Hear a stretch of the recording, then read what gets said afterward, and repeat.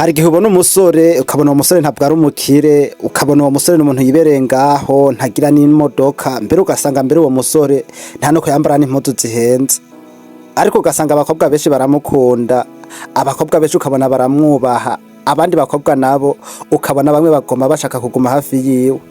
Hanyuma ukibaza uti mbega ko mbona abakobwa bakunda uyu musore cane, mbega abo baba bamubona ko ibiki jewe ntabona. Ariko ukuri nuko abantu benshi bibaza yuko kugira abakobwa bakunda abasore bisaba yuko baba bafise amafaranga menshi canke akaba ari abasitari, ariko siko bimeze. Hari inyifato zimwe zimwe zituma abantu bakwiyumvamwo, kandi izo nyifato nuko umuntu uwo ari we wese ashobora kuzitoza izi nyifato akazimenya. Muri iki kiganiro ngira ndakwereka uburyo bune bushobora gutuma wubaka ishusho nziza, ukiyubaha kandi ugatumwa n'abakobwa benshi bakwiyumvamwo. Ubu buryo ngiye gukubwira bune samayeri ngiye gukubwira kugira ngo uzoze urahinda abakobwa, oya, ahubwo izi n'impanuro zubaka umubano mwiza ushingiye ku icubahiro no kwiyubaka. Rero nimba ukunda ibiganiro nk'ibi bigufasha kwiteza imbere, nuko ukora sabone ngaha kuri UKURI ku mafaranga. Hama je nanje umva ndiko ndagushikiza kino kiganiro ni Mpera Pascal.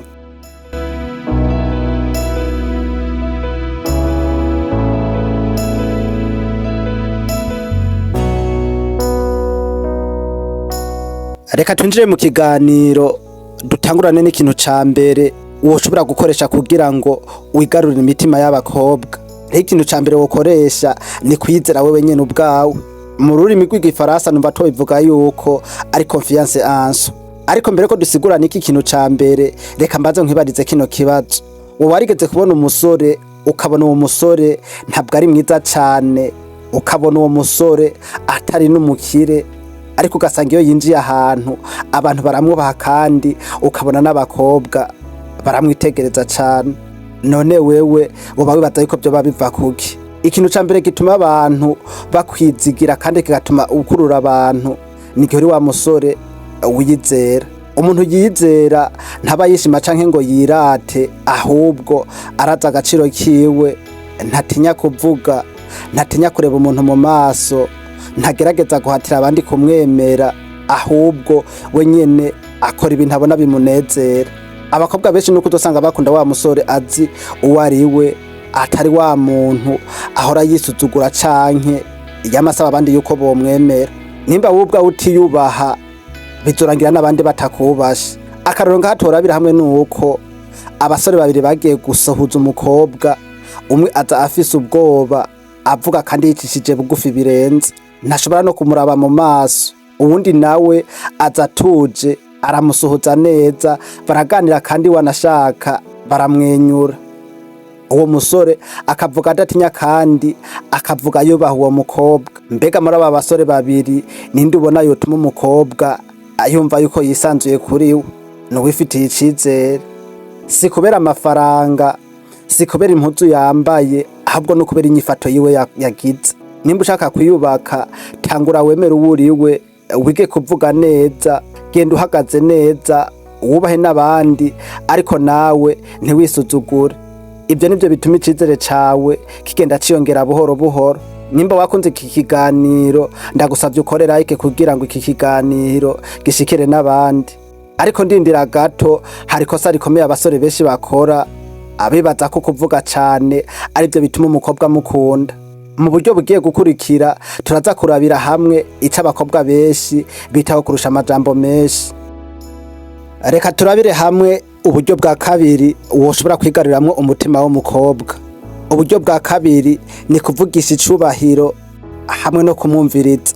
Reka nkubaze kino kibazo, woba ubona ko kuvuga cane arivyo bituma umukobwa gukunda, canke uribaza yuko ugomba kwama ari wuvuga gusa kugira ngo umukobwa gukunde?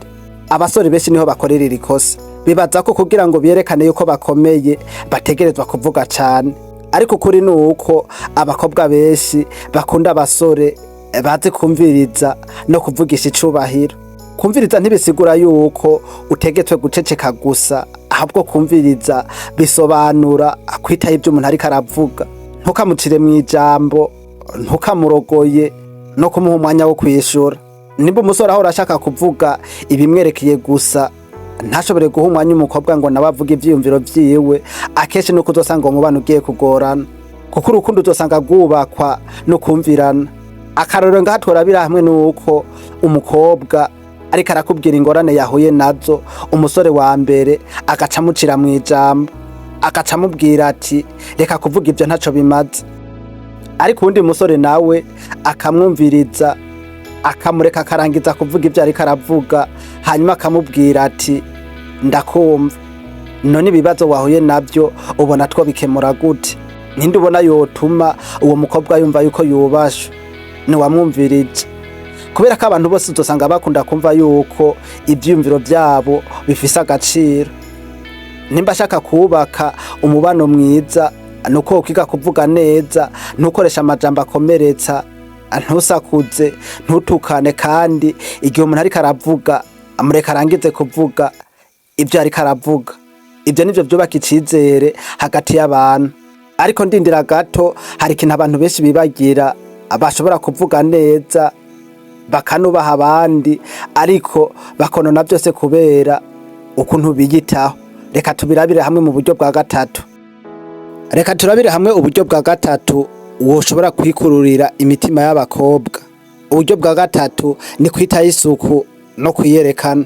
Reka nkubaze kino kibazo: woba wibaza kugira abakobwa bakwishimire bisaba kwambara impuzu zihenze cyane? Oya, abantu benshi niho bibesha. Icyo abakobwa benshi babona sukuba ufise impuzu zawe zihenze, ahubwo ni suku ufise ku mpuzu zawe no ku mubiri wawe. Nuko wiyitaho, nuko ugaragara. Ntibisaba kuba ufise amafaranga menshi, impuzu zisukuye, inkweto zisukuye, imishatsi imeze neza, umubiri usukuye, hamwe n'impumuro nziza, nuko bishobora kugira ico bihinduye ku mubiri wawe, kandi bikagira nico bihinduye ku bantu bakubona muri societe. Akarorero, hari abasore babiri bagiye guhura n'umukobwa, umwe yari yambaye impuzu zihenze ariko zanduye, inkweto zuzuye mugondo, nta nuko yaranavyitayeho. Uwundi nawe yari yambaye impuzu zisanzwe ariko zisukuye, imishatsi imeze neza, ari mwiza kandi yitunganije. None wewe ninde ubona atanga ishusho nziza?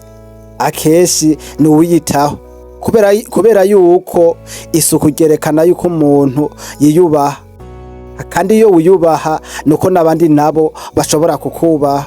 Nimba ushaka kukurura abantu, tangura ukora ibintu vyoroshe, banza wiyiteho, ntusohoke utisukuye, ntukambara impuzu zanduye kandi ufise izisukuye.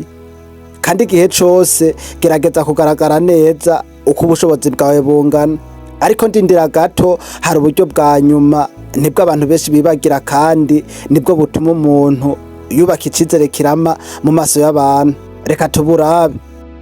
Reka rero turabira hamwe uburyo bwa kane, aribwo bwa nyuma woshobora kwigaruriramo umukobwa. Uburyo bwa kane ni kugira intumbero n'ubuzima bufise icerekezo. Reka nkubaze kino kibazo: woba woshobora kwizigira umuntu atazi yaja mu buzima, umunsi umwe akavuga iki, bukeye akavuga ikindi? Nta mugambi afise mu buzima, nta ntego afise mu buzima bwiwe, nta kintu na kimwe ubona ashaka kugerako. Ukuri ni uko abakobwa benshi bakunda umusore afise icerekezo. Ntibisobanura yuko utegerezwa kuba uri umukire, bisobanura yuko aba ari wa musore azi ico ashaka kugerako.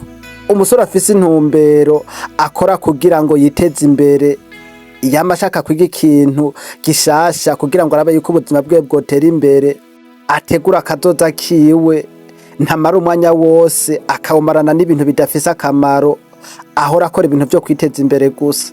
Ngaha tworabira akarorero hamwe ku basore babiri, umwe yavyuka ata mugambi, umwanya wiwe wose nuko yawumara ku mbuga ngurukana bumenyi, ariko arirabira amafilime, yirabira amaje, akaba ariko arakora ibintu atakintu na kimwe vyoshobora kumwinjiriza. Iyo umubajije ico ashaka kuzoshikako kuri kazoza kiwe, agaca akubwira ati sinzi. Ariko uwundi nawe yarafise umugambi, yariga, yarakora buri munsi kugira ngo arabe ko yokwiteza imbere, yarizigama, aronse amafaranga akamenya kuntu yizigama, yarongera ubumenyi bwiwe buhoro buhoro kugira ngo arabe yuko yokwiteza imbere. None ninde ubona muri abo bantu babiri iyo bumwizigirwa cane? Akeshi ni ufise icerekezo, kubera ko abantu benshi bumva batekanye iyo babonye umuntu azi yaje. Nimba ushaka kubaka urukundo rwiza, ntukubaka ishusho gusa ahubwo wubake n'ubuzima bwawe. Ishirireho intego, utegure kazoza kawe, utegure wongere ukore ku ndoto zawe za buri munsi. Niyo intambwe yoba ari ntoya uyikore, kuko intambwe ntoya ibigana imbere. Ariko ico nokwipfuza no kwibuka iki: abakobwa ntibakunda umuntu umwe bose mu buryo bumwe, ariko kwiyubaka, kwizera, kubaha abandi, kwitaho isuku no kugira icerekezo ni ibintu bifasha umuntu kubaka umubano mwiza kandi ushingiye ku kwizerana. Reka none dusozere iki kiganiro hamwe.